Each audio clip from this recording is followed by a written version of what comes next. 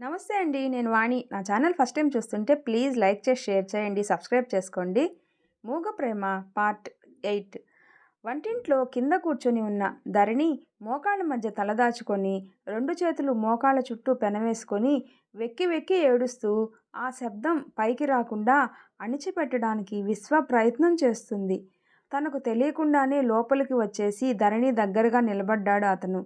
దుఃఖం అనేది అందులో పంచుకోవటానికి ఎవరూ లేరు అని తెలిసినప్పుడు అది ఎంత భయంకరంగా ఉంటుందో సూర్యంకి బాగా తెలుసు. ధరణి దగ్గరగా నిలబడి పిలిచాడు. ధరణి చటుక్కున తలెత్తింది. ఎర్రబడి వాచి ఉన్న ఆ కళ్ళల్లోకి రెప్ప వాల్చకుండా లోతుగా చూశాడు సూర్యం.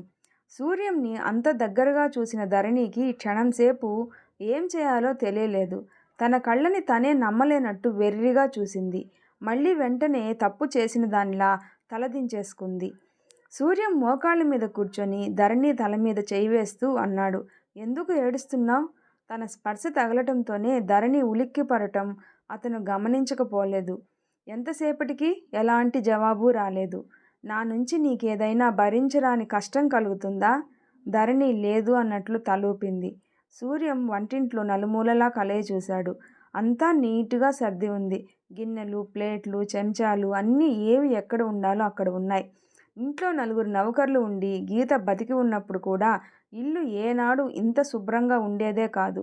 ఇంటి శుభ్రం విషయంలో నౌకర్ల మీద తను చీటికి మాటికి చికాకు పడిన సంఘటనలు ఎన్నో అతనికి గుర్తున్నాయి. ఆ చిరాకు గీత పోయిన తర్వాత మరీ ఎక్కువైంది. ధరణి వచ్చిన తర్వాత తను చికాకు పడటం చాలా వరకు తగ్గిపోయిందని సూర్యంకి ఇప్పుడు గుర్తుకు వచ్చింది. ఇంటి విషయాల్లో 3 వంతుల వరకు ధరణి తన మీద నుంచి భారం తొలగించి ఆమె మీద వేసుకుంది. సూర్యం కృతజ్ఞతతో నిట్టూర్పు విడిచాడు. లేచి నిలబడ్డాడు. ధరణి చేయి పట్టి బలంగా పైకెత్తి లాగుతూ, ధరణి, నువ్విక్కడి నుంచి లే, నాతో రా. ఈరోజు నీకు కొన్ని విషయాలు చెప్తాను. అప్పుడు నీకింత బాధ కలగదు అన్నాడు. ఈరోజు గీతను గురించిన విషయాలన్నీ చెప్పేస్తాడు తను. తన మనసులో గీతకి ఎలాంటి స్థానం ఉందో, గీతని పోగొట్టుకున్న తను ఆమె మీద ప్రేమనంతా పిల్లల మీదకి మరల్చుకొని వాళ్ళిద్దరినీ చెరో కన్నులా చూసుకుంటూ జీవితం ఎలా గడుపుకొని వస్తున్నాడో, వాళ్ళిద్దరిలో ఎవరికైనా కాస్త బాధ కలిగితే తన మనసు ఎలా విలవెల్లాడిపోతుందో, గీత వియోగం మూలంగా తనకి బ్రతుకు మీద ఇచ్చ ఎలా నశించిందో అన్నీ చెప్పేస్తాడు. ధరణి అర్థం చేసుకొని ఇక ముందు ఇలాంటివి జరగకుండా, జరిగిన అశాంతి చెలరేగకుండా జాగ్రత్త పడుతుంది. అతను ఊహించినట్టు ధరణి లేవలేదు. చిన్నపిల్లల తల వంచుకొని కూర్చున్న ధరణిని చూడగానే అతనికి కావ్య జ్ఞాపకం వచ్చింది. అప్పుడప్పుడు తను కోరిన ఆట వస్తువులు కానీ, రిబ్బన్లు కానీ తేనప్పుడు కావ్య కూడా అచ్చు అలిగి ముఖం ముడుచుకొని కూర్చుంటుంది. అచ్చు కావ్యలా కూర్చున్న ధరణిని చూడగానే సూర్యం మనసంతా అనుకోకుండా వాత్సల్యమయమైపోయింది. హఠాత్తుగా కావ్యాన్ని ఎలా చేస్తాడో అలాగే చేశాడు. ఒక్క క్షణం వంగి 2 చేతులు ధరణి శరీరం చుట్టూ పెనవేసి పైకెత్తేశాడు. ధరణి కెవ్వుమంది గిలగిలలాడింది. తనకేమైందో, తన శరీరం గాలిలోకి ఎందుకు లేచిందో గ్రహించే లోపలే సూర్యం ఆమెని యువతల గదిలోకి తీసుకొని వచ్చి చాప మీద దించాడు. చటుక్కున లేచిన ధరణి మెరుపులా అక్కడి నుంచి పారిపోబోయింది. ఆగు, వెళ్లకు! సూర్యం ధరణి జబ్బ పట్టుకొని బలంగా ఆపేశాడు. ధరణి అతని చేతిని వదిలించుకోవాలని చూసింది. కానీ సాధ్యం కాలేదు. నేను చెప్పేది విను. ఏం చెప్తాడు? గీత ప్రాణమని, ఆమె స్మృతి మరవలేనని, మరో స్త్రీకి తన జీవితంలో స్థానం ఇవ్వలేనని. ఇదేగా అది అతను ప్రత్యేకంగా నోరు తెరిచి చెప్పాలా? ఇన్నాళ్ల సహచర్యంలో ఆ మాత్రం గ్రహించలేదా? తను మూగదైతే కావచ్చు, కానీ మూర్ఖురాలు కాదే. ఈ సంగతి అతనికి ఎలా తెలుస్తుంది? మళ్ళీ లేవబోయింది ధరణి. అదిమి పట్టి ఆపేసిన సూర్యం, ఇలా నా వైపు చూడు అని బలవంతంగా ఆమెను తన వైపు తిప్పుకున్నాడు. కళ్ళెత్తి అతని కళ్ళల్లోకి చూసిన ధరణి కలలో కూడా ఆశించిన విషయం జరిగింది. సూర్యం కళ్ళలో ఆదరాభిమానాలు నిండుగా తొణకిసలాడుతూ ఉన్నాయి. ధరణిలో రగులుతున్న కోపం మంచులా చల్లబడిపోయింది. నిరాశ ఆవిరిలా అంతమైపోయింది.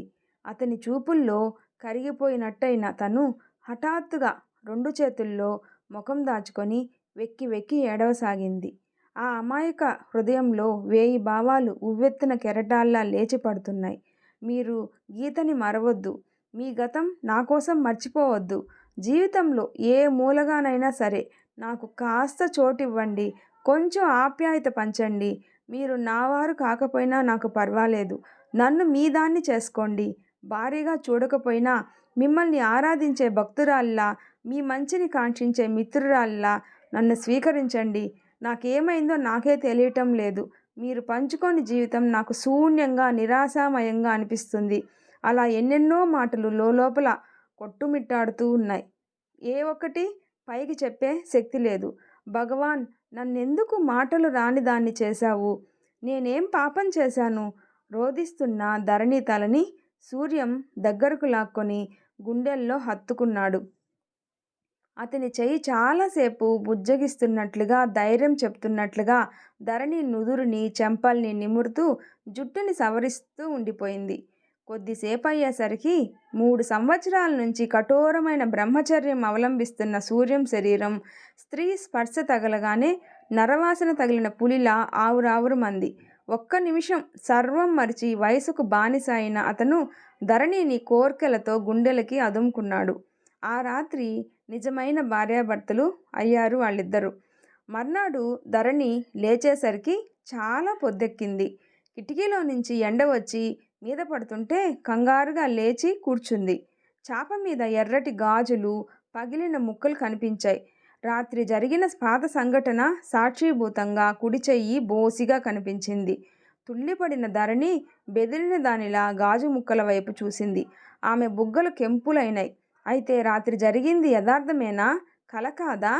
ధరణి చటుక్కున లేచి వంట ఇంట్లోకి పరుగెత్తుకుని వచ్చేసింది. ఈరోజు తను ఆలస్యంగా లేవటం వల్ల సూర్యంకి కాఫీకి ఆలస్యం అయిపోయింది. స్నానానికి నీళ్లు కూడా ఇంకా పెట్టలేదు.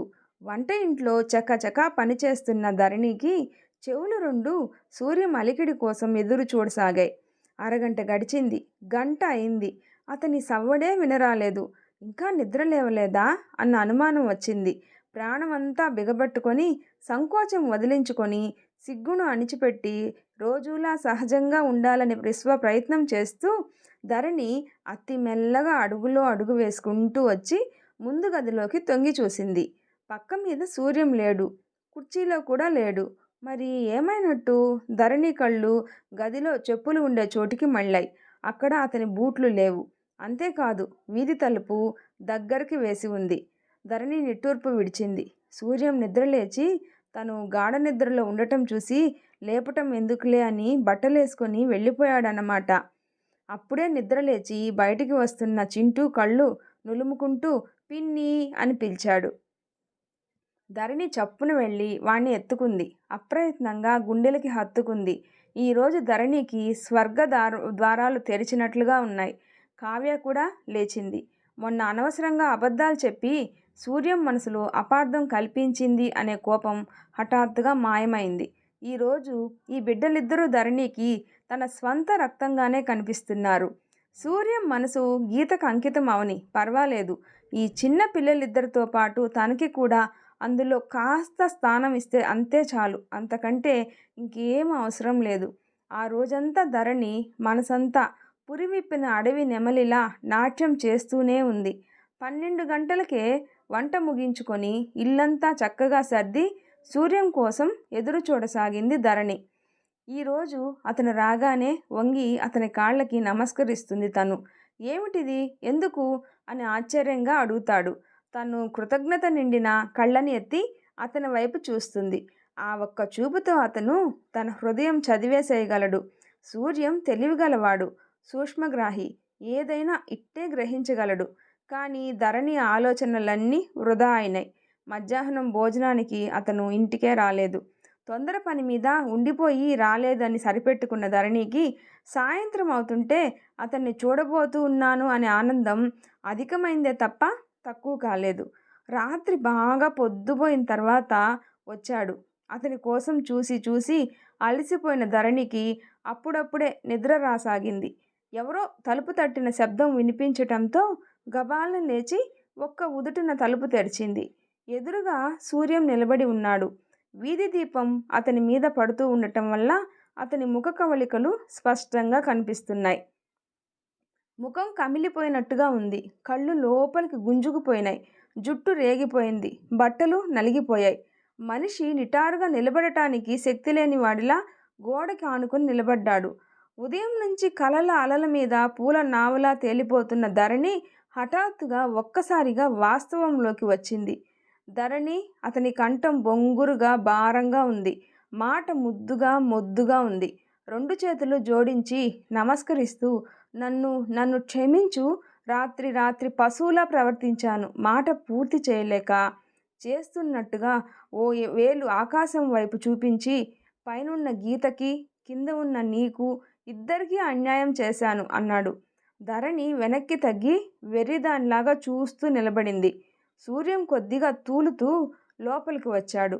గదిలోకి వెళ్ళబోయే ముందు క్షణం ఆగి అన్నాడు, అమ్మ బలవంతం మీద పిల్లల కోసం నీ మెళ్ళో తాళి కట్టాను తప్ప నిన్ను నేను ఏనాడు నా భార్య అనే దృష్టితో చూడలేదు. నిజం, నాకు నాకు చాలా బాధగా ఉంది. భరించలేనంత నరకంగా ఉంది. గుండె పట్టుకొని లోపలికి వెళ్ళిపోయాడు. ఇటువైపు తిరగకుండానే అలాగే నిలబడి వెనక్కి చేతులు పోనించి తలుపులు మూసేసి గడియ పెట్టాడు. మూసుకుపోయిన తలుపులకు ఎదురుగ్గా శిలలా నిలబడిపోయింది ధరణి. రాత్రి జరిగిన దానికి అతను ఉదయం నుంచి పశ్చాత్తాపడుతున్నాడని, అందుకే ఇంటికి రావడం మానేశాడని ధరణికి మెల్లమెల్లగా తెలిసి రాసాగింది. కేవలం అమ్మ బలవంతం వల్ల పిల్లల కోసం నీ మెళ్ళో తాళి కట్టానే తప్ప నిన్ను ఏనాడు భారీగా చూడలేదు. ఈ మాట ఎన్నిసార్లు చెబుతాడు? ధరణి చెవుల్లో వ్యధపూరితమైన ఆ కంఠం కంగుమని మారుమోగుతుండగా పరాయి స్త్రీని ఒళ్ళు తెలియని ఉద్రేకంతో బలవంతం చేసినట్లుగా బాధపడుతున్నాడా తను? అందుకే అంత సిగ్గుపడుతున్నాడా? ధరణి హృదయంలో గాలం వేసి తిప్పినట్టుగా ఉంది. ఉదయం నుంచి తను ఎంత ఆనందంగా ఉంది. కిందికి చూస్తూ అచేతనురాలైనట్టు నిలబడిపోయిన ధరణి ఒక్కసారి కళ్ళెత్తి ఆ గదివైపు చూసింది. మూసుకుని ఉన్న తలుపుల చుట్టూ బంధించబడి ఉన్న ఆ గది కనిపించడం లేదు ధరణికి. సూర్యం చుట్టూ భయంకరమైన గతం కోటగోడ దుర్భేద్యంగా ఎత్తుగా ఉంది. ఆ కోటగోడ తలుపులు మూసుకొని అతను ఒంటరిగా లోపల కూర్చున్నాడు. ధరణికి ఎలాగైనా సరే ఆ తలుపులు పగలగొట్టాలని, ఆ గోడని విరగ్గొట్టి లోపలికి వెళ్ళాలని ఆవేశం వచ్చింది. ఒక్కసారిగా అవన్నీ ఛేదించుకొని లోపలికి వెళ్ళి ఒంటరిగా దుఃఖంతో ఉన్న అతన్ని హృదయానికి హత్తుకొని తల నిమరాలి, పసిపిల్లవాడిని బుజ్జగించినట్లు బుజ్జగించాలి అని ఆరాటపడిన ధరణి హృదయం ఒక్కసారిగా మళ్ళీ చల్లబడిపోయింది. తనకే మాటలు వచ్చి ఉంటే తనని భగవంతుడు ఇలా అన్యాయం చేయకుండా ఉన్నట్టయితే అతనితో వాదించో, అతనిని లాలించో, బెదిరించో, ఎలాగో అలా నీడలా వెంట ఉంటూ అతన్ని తన కోరుకున్న మార్గానికి తీసుకురాగలిగేది. ఏమీ చేయలేదు. ఏదీ చేయటానికి తనకి శక్తి లేదు. తనలో అసలు ఇంత భావ సంఘర్షణ ఉన్నది అన్న సంగతే అతనికి తెలియదు. తెలిసే క్షణం రానే రాదు. ధరణి నిస్సత్తువతో హఠాత్తుగా ప్రవాహంలో ముంచేస్తున్న నీరసంతో కాళ్ళిడ్చుకుంటూ తన గదిలోకి వచ్చేసింది. తర్వాత 4-5 రోజుల వరకు సూర్యం ధరణి వైపు కన్నెత్తి కూడా చూడలేదు. పన్నెత్తి పలకరించలేదు. పిల్లలతో కూడా ఆటపాటలు మానేశాడు. ధరణి కూడా సరిగ్గా అతని మనసులోని భావం గమనించిన దానిలా అతను ఇటు వస్తుంటే అటు తప్పుకునేది. ఈ విషయం 2 రోజుల తర్వాత అతను గ్రహించాడు. అప్సర శరవేగంతో తయారవుతుంది. సూర్యం అజమాయిషీలో చాలా పెద్ద హోటల్ తయారవుతుందని, అది చాలా అందంగా ఉంది అని ఆ వీధిలో ఒకరిద్దరు వెళ్ళి చూసొచ్చి చెప్పటంతో ఆ మాట ఆ నోట ఈ నోట పాకి ధరణి చెవుల వరకు వచ్చింది. ఆ హోటల్ కట్టించే విషయంలో క్షణం విశ్రాంతి లేకుండా అతను ఎంతో శ్రమ పడుతున్నాడు. బయట పనిభారంతో అలసి ఇంటికి వచ్చిన మగవారికి ఇంట్లో ఆనందం లేకపోతే ఆ శ్రమ రెట్టింపై కృంగిపోతారని, నిరాశ నిస్పృహలు వారిని ఆవరించుకుంటాయని ధరణికి తెలుసు. కానీ ఎలా? అతను సాధ్యమైనంత వరకు ఇంటికి రాకుండా బయటే గడపటానికి ప్రయత్నిస్తున్నాడయ్యే. దానికి కారణం తానే అని గుర్తుకు వచ్చేసరికి ధరణి హృదయం అలివిగాని బాధతో విలవిల్లాడిపోతూ ఉంది. ధరణి కోపమంతా అత్తగారి మీదకు మళ్ళింది.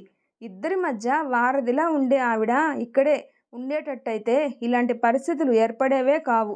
వయసులో ఉన్న వాళ్ళకి ఏకాంతం ఎంత ప్రమాదమో ధరణికి ఇప్పుడు స్వయంగా తెలిసి వచ్చింది. ఏం చేస్తుంది తను? తను ఏం చేయగలదు? సూర్యం పెదవి కదిపి స్పష్టంగా నువ్విలా నడుచుకోమని చెప్తే అక్షరాల అలా ప్రవర్తించటానికి తను సిద్ధంగానే ఉంది. కానీ అతని దర్శనమే కరువై మాటే బంగారం అయిపోయిందాయే. అతనికి శాంతి, ఆనందం ఇవ్వాలని ఎంతగానో ఆరాటపడుతున్న ధరణి హృదయం ఇలాంటి ఆలోచనలతో అల్లకల్లోలమైన సముద్రంలా తయారైంది. ఆ వీధిలో ఉన్న స్నేహితులంతా లేత మనసులు సినిమా చూసి వచ్చారట. చాలా బాగుందని అంతా చెప్తున్నారు. నానా నేను వెడతాను అంటూ ఆ రోజు ఉదయం కావ్య మారాం చేసింది. వెళ్ళు డబ్బిస్తాను అన్నాడు సూర్యం. ఆహా, వాళ్ళంతా వాళ్ళ నాన్న అమ్మలతో చూశారు. నన్ను నువ్వు తీసుకెళ్ళు. రేపు నేను కూడా మా నాన్నతో చూశాను అని చెప్తాను అంది కావ్య గుణుస్తూ. సూర్యంకి కావ్య చిన్నారి మనసులో ఉన్న అసలు ఆరాటం అర్థమైంది. నేను కూడా వస్తాను అంటూ చింటూ గెంతులేశాడు. సరే, సాయంత్రం త్వరగా వస్తాను. నువ్వు తమ్ముడు బట్టలు వేసుకొని రెడీగా ఉండండి అని చెప్పి సూర్యం వెళ్ళిపోయాడు. సాయంత్రం అతను వచ్చేసరికి పిల్లలిద్దరూ అప్పటికి గంట క్రితమే రెడీ అయ్యి తండ్రి కోసం 1000 కళ్ళతో ఎదురు చూస్తూ ఉన్నారు. ధరణి కావ్య చేత కాఫీ పంపింది. మామూలుగా అయితే తనే స్వయంగా తెచ్చి అక్కడ పెట్టి వెళ్ళేది. ఈ 4-5 రోజుల నుంచి కావ్య చేత పంపిస్తుంది. కావ్య అడుగులో అడుగు వేస్తూ ఎంత జాగ్రత్తగా తెస్తున్నా కప్పులో కాఫీ చింది గౌను నిండా పడింది. మీ పిన్ని ఏం చేస్తుంది? కాఫీ తెచ్చి ఇచ్చే తీరుబడి కూడా లేదా? సూర్యం కావాలనే కఠినంగా అన్నాడు. ఆ మాటలు అతను ఎవరిని ఉద్దేశించి అన్నాడో అవి ఆ వ్యక్తి చెవులను తాకాయో లేదో ఆ భగవంతుడికి తెలియాలి. కానీ ఆ చుట్టుపక్కలకు ఎలాంటి అలికిడి వినిపించలేదు ఆమె వచ్చినట్టు. సూర్యం తను కూడా ముఖం కాళ్ళు చేతులు కడుక్కొని బట్టలు మార్చుకొని వంటింటి వైపు వచ్చాడు. ధరణి వంట పని అంతా అయిపోయినట్టుంది. వంట ఇంటి కిటికీ రెక్కకి ఆనుకొని నిలబడి ఉంది. నువ్వింకా తయారవలేదే? కోపంగా అడిగాడు సూర్యం. ధరణి ఉలిక్కి పడిన దానిలా చూసింది. మాతో కలిసి రావటం నీకు ఇష్టం లేదా? లేక ప్రత్యేకంగా నీకు చెప్పలేదు అని నా మీద అలక వహించావా? అతని ధోరణి ఏమిటో బొత్తిగా అర్థం కాని దానిలా కళ్ళెత్తి చూసింది ధరణి. ఆ కళ్ళల్లో ఏదో అలసట, దిగులు చూసేసరికి సూర్యం కావాలని తెచ్చిపెట్టుకున్న కఠినత్వం కరిగిపోసాగింది. 5 నిమిషాల్లో తయారైరా, టైం అయిపోతుంది. గిరుక్కున వెనక్కు తిరిగి వెళ్ళిపోయాడు. అతను ఆదేశించినట్లుగానే ధరణి 5 నిమిషాల్లో తయారై బయటికి వచ్చేసింది. అలంకరణ అంటూ ఏదీ లేదు. ముఖం కడుక్కొని జడ వేసుకుని ఇస్త్రీది వాయిల్ చీర కట్టుకొని బయటికి వచ్చింది. తలంటి పోసుకొని ఉండటం వల్ల జుట్టు వదులుగా చెంపల మీదకి జారి ఉంది. ఆ ముఖానికి పక్కపాపిడి వింత అందాన్ని తెచ్చింది. ఇల్లు తాళం వేసి భార్యతో పిల్లలతో మొదటిసారిగా ఎక్కడికో బయలుదేరి వెళ్తున్న సూర్యంని ఆ వీధిలో అందరూ విచిత్రంగా చోద్యంగా చూడసాగారు. కాపురానికి వచ్చి ఇన్ని రోజులైనా ఆ వాడలో చాలామందికి ధరణి ఎలా ఉంటుందో తెలియనే తెలియదు. ఆమె ఏనాడు బయటికి రాదు. ఒకవేళ తప్పనిసరిగా ఏదైనా పని మీద వచ్చినా ఎవరైనా చూస్తున్నారు అని తెలిస్తే మెరుపులా చటుక్కున ఇంట్లోకి పారిపోతుంది. వీధిలో నిలబడి ఉన్నవాళ్ళు ఇంట్లో ఉన్న వాళ్ళకి సైగలు చేసి చప్పున రమ్మని పిలిచి ధరణిని సూర్యంని చూపించారు. పిల్లకేం బంగారంలా ఉంది అనుకున్నారు కొంతమంది. పాపం మూగది కాబట్టే అతని జీవితంలో అలా కలిసిపోయిందేమో అన్నారు మరికొంతమంది. సినిమాలో కూర్చున్నప్పుడు అందరూ సినిమా చూస్తుంటే కుర్చీలో వెనక్కి వాలి కూర్చున్న సూర్యం ధరణినే దీక్షగా చూడసాగాడు. ఆమె సర్వం మరిచి సినిమా చూడటంలో నిమగ్నురాలైపోయింది. ఒంటి నిండా పవిట కప్పుకొని బుద్ధిమంతురాల్లాగా నిదానస్తురాల్లాగా కూర్చొని ఉంది. ధరణి నోటికి మాట్లాడే శక్తి లేకపోయినా కళ్ళల్లో అన్ని భావాలు స్పష్టంగా కనబరచగల వింత శక్తి ఉంది. ఇప్పుడు ఎంతో నిదానంగా ఎంతో సౌమ్యంగా ఉన్న ఈ ధరణి అవసరం వస్తే ఆడపులిలా చూడగలదు. కళ్ళతో నిప్పులు కురిపించి ఎదుటివారి ఆలోచనా శక్తిని మార్చి భస్మం చేయగలదు. ఇంత క్రితం వంట ఇంట్లో దిగుళ్ళుగా నిలబడి ఉన్న ధరణికి ఈ ధరణికి అసలు పోలికే లేదు. తను ఆలోచన లేకుండా మూర్ఖంగా ఇంట్లో వదిలేసి వచ్చినట్లయితే ఏ మూలనో తల వంచు కూర్చొని ఏడుస్తూ ఉండేదేమో. సూర్యం దీర్ఘంగా శ్వాస తీసుకొని విడిచాడు. ధరణికి తన నుంచి అనురాగం లభించకపోవచ్చు, కానీ మామూలు ఆదరాభిమానాలకు లోటు జరగకూడదు. తన హృదయం నిండా గీతమూర్తినే ప్రతిష్ఠించుకున్న మాట నిజమే. తాళి కట్టినందుకు ప్రతిఫలంగా భర్తగా నిర్వర్తించవలసిన కర్తవ్యాన్ని నిర్వర్తించి తీరాలి. తనను పెళ్లాడటం అనేది మూగతనాన్ని మించిన మరో మహా దురదృష్టం అని ధరణి ఏనాడు అనుకోకూడదు. తర్వాత ఏం జరుగుతుందో నెక్స్ట్ పార్ట్లో తెలుసుకుందాం. నా వీడియో నచ్చితే ప్లీజ్ లైక్ చేసి షేర్ చేయండి, సబ్స్క్రైబ్ చేసుకోండి. Thanks for watching.